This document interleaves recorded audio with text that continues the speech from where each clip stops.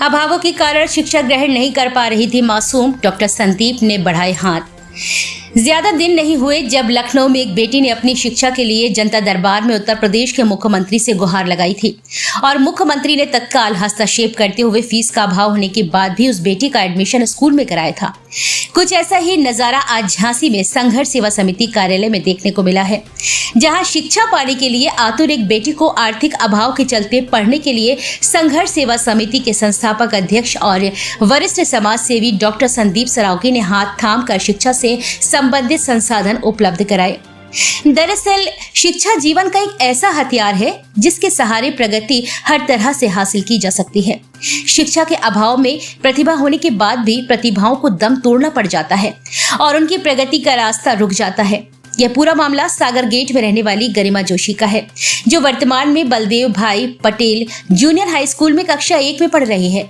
गरिमा को पढ़ने की ललक है, साक्षर बनने के बाद कुछ बड़ा करने में उसका सपना है, लेकिन उसके सामने आर्थिक अभाव सबसे बड़ी बाधा बनकर खड़ा हो जाता है।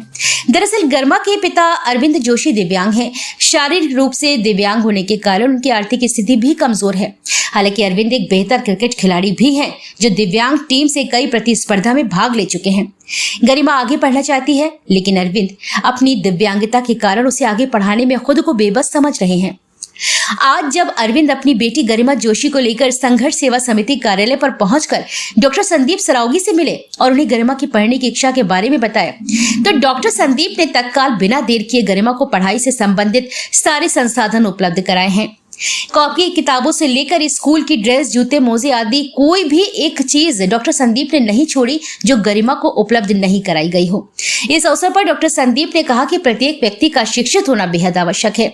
जब प्रत्येक व्यक्ति शिक्षित होगा तो संपूर्ण समाज शिक्षित होगा, और जब संपूर्ण समाज शिक्षित होगा तो संपूर्ण देश शिक्षित होगा।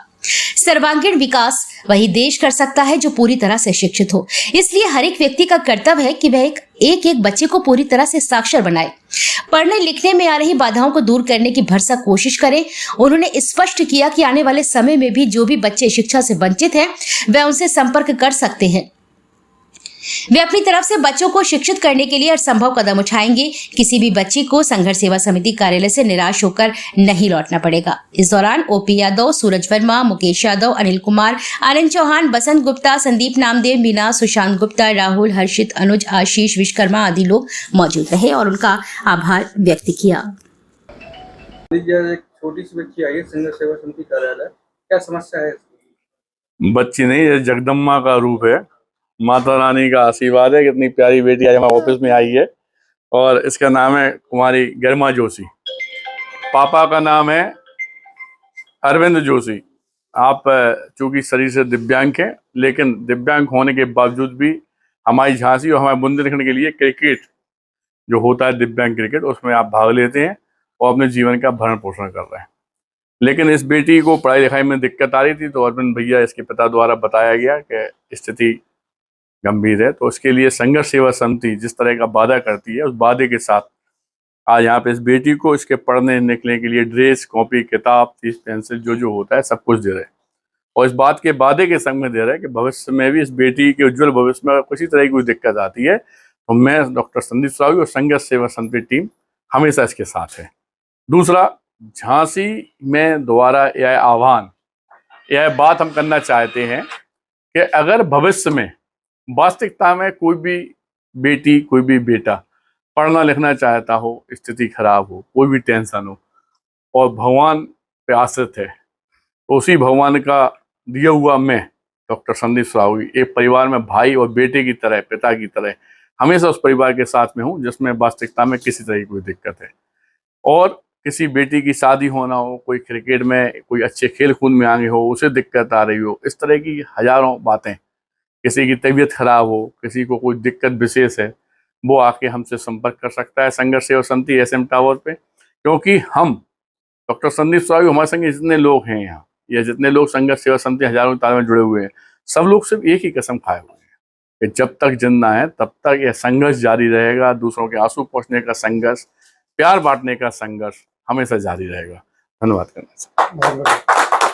संघर्ष सेवा समिति कार्यालय के माध्यम से डॉक्टर संदीप ने आपकी सहायता किया, क्या कहना चाहेंगे? मैं सबसे पहले तो उनका दिल से शुक्रिया अदा अदा करना चाहूँगा।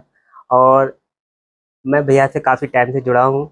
और भैया ने सबसे पहले जब मैं जुड़ा था तो भैया ने एक ही बात मुझसे बोली थी कि मैं तुम्हारा भाई, तुम्हारा अंग बन के तुम्हारे साथ चलूँगा। बेटा कभी भी अगर इस संसार में अगर आए हो तो दुख तो सुख तो लगा है, मगर कभी भी अगर आपको मेरी ज़रूरत पड़े तो बस निसंकोच एक बार मेरे पास आना और अपनी सारी समस्या बताना।